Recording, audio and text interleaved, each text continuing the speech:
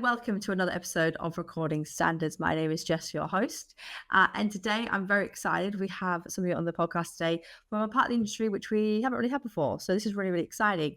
So today I am talking to Martin Davies. He is Audits Alliance Manager from Drata. Martin, how are you today? I'm very well, thank you, Jessica. Fabulous. Thank you for joining me on the podcast today. As I said, we've not really spoken to anyone from ISO software before, so I'm really excited to have you on the podcast. We're kind of looking at today automating ISO and SOC compliance with Drata. So before we sort of get into that, can you tell us a bit about yourself and your position within Drata? Yeah, sure. So I'm the Audit Alliance Manager here in EMEA, working with our network of audit firms and internal auditors and some consultants to provide enablement and really make sure that the ISO and SOC process, which is really big, right? There's a lot of moving parts involved there, making sure that that goes as smoothly as possible from an operational standpoint. Because we, as you said, we're software. We don't do the audits. We're not consultants. That's why we have this kind of ecosystem that works really well. I used to be a SOC 2 auditor myself, so I'm conscious of the many moving parts, some of the pains that go along with this. So I speak the language, and I think auditors like to feel like they have a bit of a shoulder to cry on, someone that knows sometimes, okay, they've been through this kind of thing. But yeah, that's my role here at Drata. Fantastic. Thank you. So can you tell us a bit more about the Drata tool? Yes.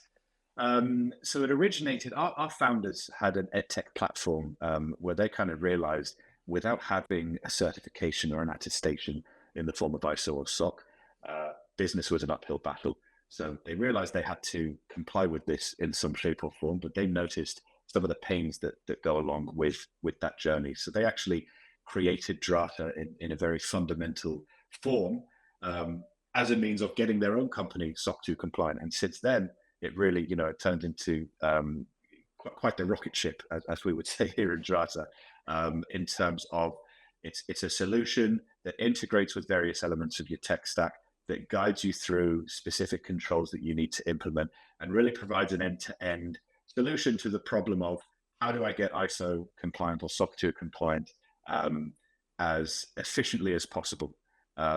So yeah, we work really well with companies in the cloud. We ourselves are based in the cloud, but that's kind of a snapshot of what Drata is as a tool. Fantastic. I think you kind of touched a little bit on this, but I think we need to go into a little bit more detail. What are the sort of pains that Drata help fix? Yeah, I think there's a couple of different kind of like personas or types of company that have specific pains. So first timers, startup companies who themselves, just as our co-founders realized that they need a certification, that they need some form of compliance report in order to win business. But they don't necessarily understand the compliance frameworks because they're DevOps engineers, they're product builders. They need to devote their time to creating product and generating revenue. So these first timers often, the pain that they experience is, what am I supposed to do? What am I supposed to implement? There's all these requirements. What kind of frequency do I need to implement controls with? How am I supposed to evidence that during an audit process? That specific pain, which is very holistic, high level, but generally speaking, that's one type of pain that Drata solves. Other companies that are already compliant, larger companies, more mature companies, they are often overloaded with the burden of managing multiple different frameworks, multiple geographies or business units, where it's the responsibility of a single CISO or GRC team member to monitor, different regional control effectiveness. That's a struggle. Normally that would be done by setting up a meeting with the head of, the Spanish business entity, understanding and reviewing their Excel spreadsheets that show the status, which is already out of date by a week kind of thing. So Drata acts as a bit of a central nervous system, where it's a one-stop shop, and you can see immediately across all your geographies, all of your business units, which controls are working, which controls aren't working, which staff or devices are out of compliance in terms of not having completed training or accepted policies. So those are the two, I suppose, personas, the two categories. But for both of those categories, a lot of the pain points that sit around just making information security as easy as possible, providing easy access to auditable evidence, pulling it directly from their tech stack, directly from their cloud infrastructure to demonstrate, for example, your AWS database that holds personal information is encrypted. That's not someone having to go on, log in, take a screenshot.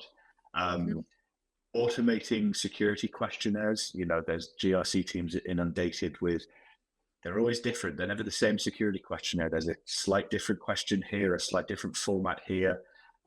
Using Drata to kind of scan your tenant, scan the information in that tenant, and use a domain-specific AI to answer those questions on the questionnaire directly is a big pain point that a lot of our startups, all the way to our enterprise customers, experience.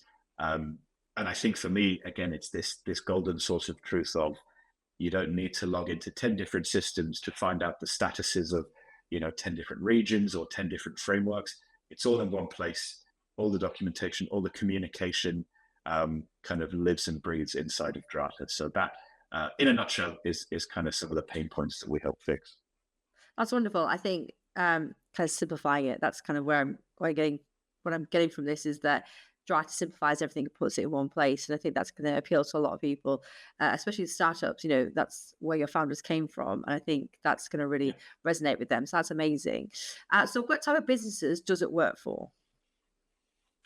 Yeah, I think first and foremost, cloud native, which a lot of startups are. A lot of the benefit of Drata really comes from integrating with cloud infrastructure and other tools, HR information systems, identity providers, version control tools. So the more enabled they are from a tech perspective, the more value Drata is going to give them. Now we have hundreds, 200 plus connections, and that list keeps growing. That's probably already out of date. So that number keeps growing. We're constantly building integrations with all the mainstream tools that the companies use. So yeah, cloud native.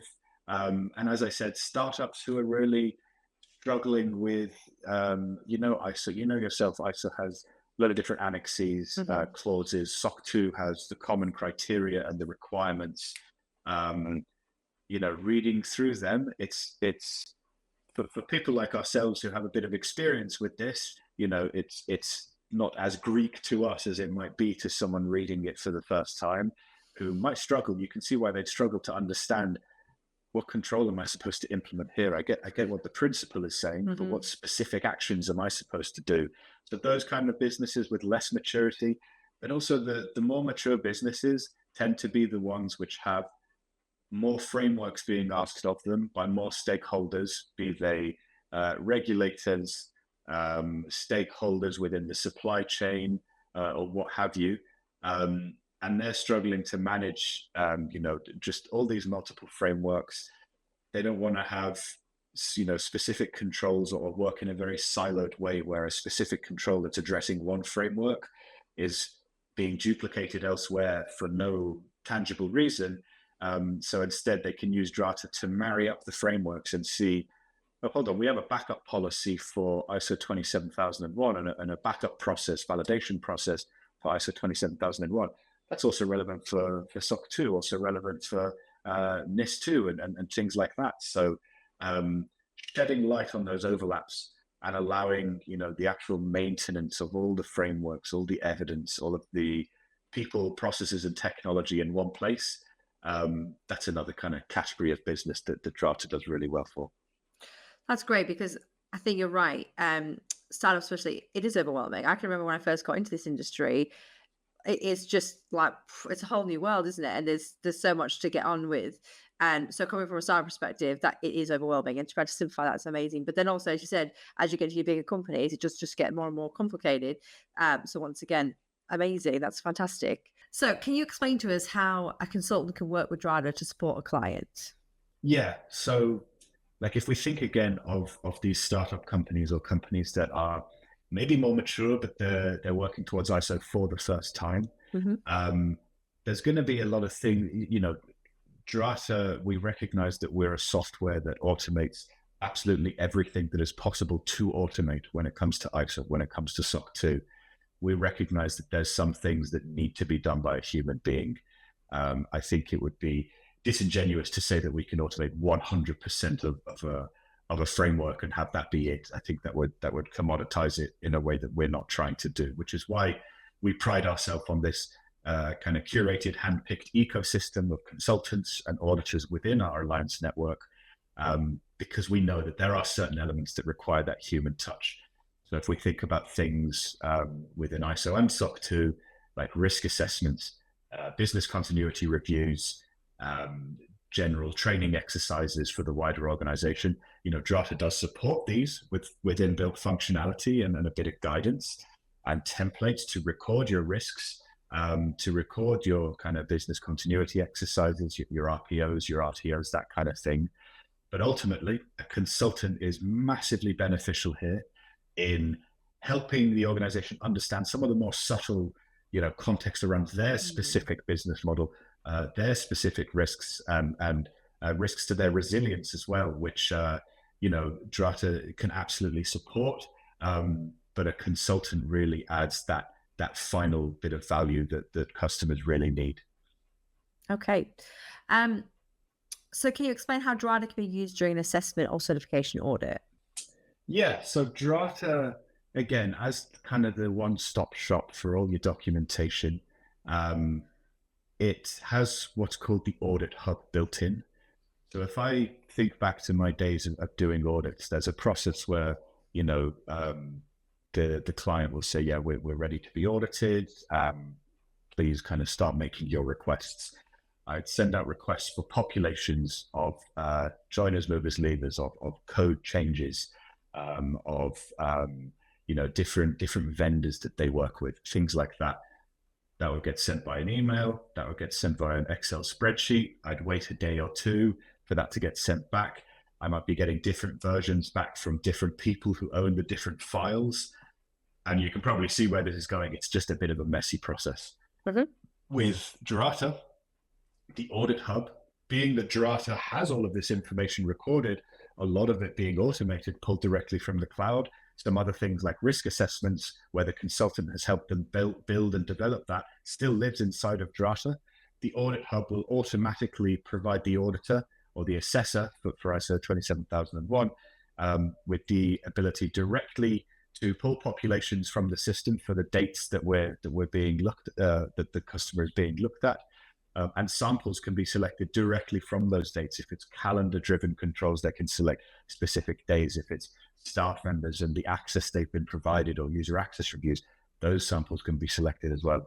Specific code changes that have been moved to production, making sure that they've gone through the code review process.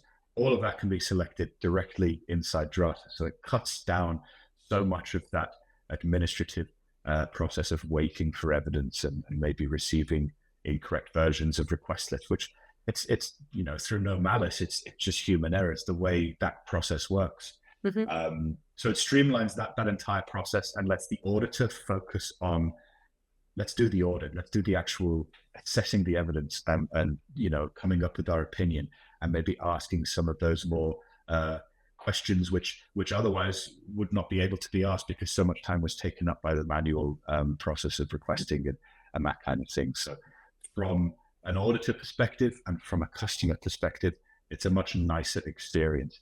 Now, the auditor will still need to ask questions and do walkthroughs and things like that.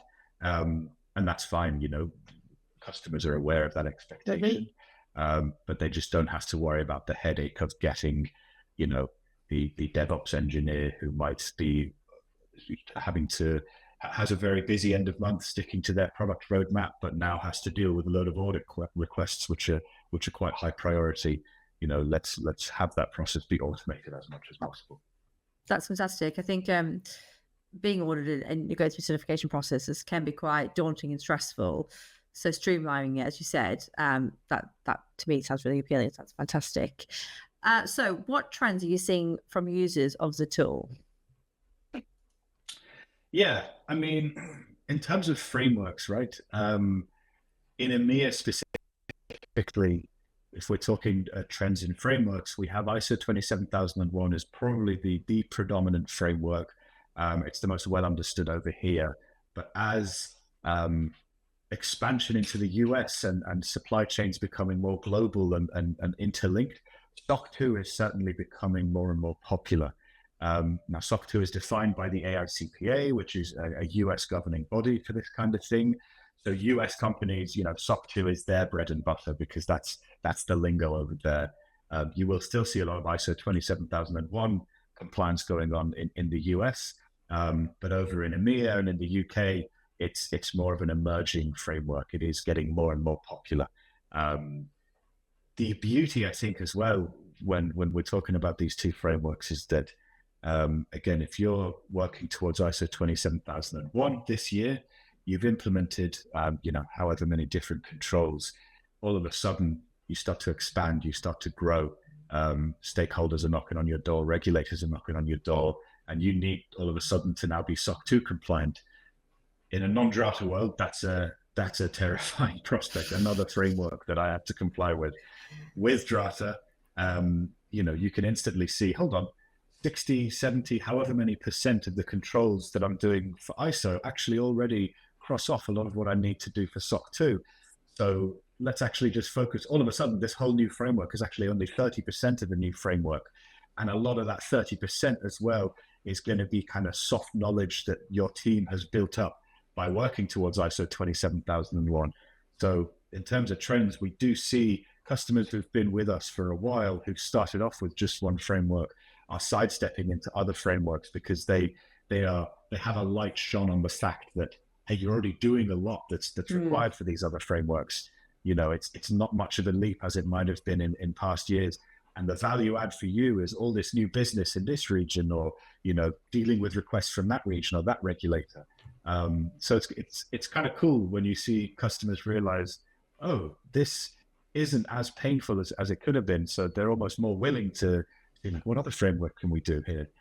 Which outside of Drata, I don't think anyone would be echoing that. Yeah, no, I can see that. And as you said, there is a lot of crossover, but sometimes, as we mentioned previously, it is a bit overwhelming. But to streamline that and then make your clients see actually the benefits you can get from that is great. So finally, what packages do you offer, and can clients have a demo? Yes. So the demo question, just head over straight to drata.com. There's a button in the top right where you can just fill in a bit of information straight away, request a demo within a day, on the same day sometimes, or certainly within a day or two. Fantastic. I'll make sure to put a link in the show description for our listeners so they can find that straight away. Super. Yeah. And then in terms of the packages, we have the essential, the foundation, and the advanced packages. Obviously, the essential packages really work well for those startup companies that just need, one framework and kind of want to get up to speed with that. The other packages, effectively, it's a case of more functionality that sits around Drata, the security questionnaire automation, compliance as code, so scanning your code base before code is moved into production to pick out and make pull requests for inherent vulnerabilities in that code. So, the further you move up in the packages, the more frameworks, the more different functionality and bells and whistles that you get.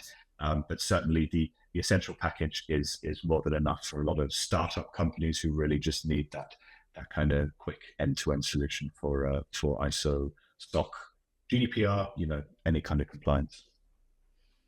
Wonderful. Well, thank you so much. Thank you for joining us on the podcast today. It has been an absolute pleasure. Thanks a lot for having me. No, I think this was great. And I think I just want to say as well, working with consultants like Assent really does selfishly add a lot of value to our customers. Like we want them to have a good experience because we want them to renew, right? But we want to give them a reason to renew. So the data has shown that when they work with consultants like Assent, they tend to have a better experience. There tend to be less surprises when it comes to the audit process. So, relationships like these are really what we pride ourselves on at Drata. So, it's a pleasure to join you on this podcast. And thanks a lot for working with us. Oh, thank you so much. It's wonderful to have you on the podcast, and it's wonderful working with you. If you've enjoyed listening to today's episode, please make sure you rate, review, and subscribe. As I mentioned previously, I will pop a link to Drata so you can find more information about them. Also, their LinkedIn page as well on any social media. Thank you very much for listening, and we'll see you on the next episode.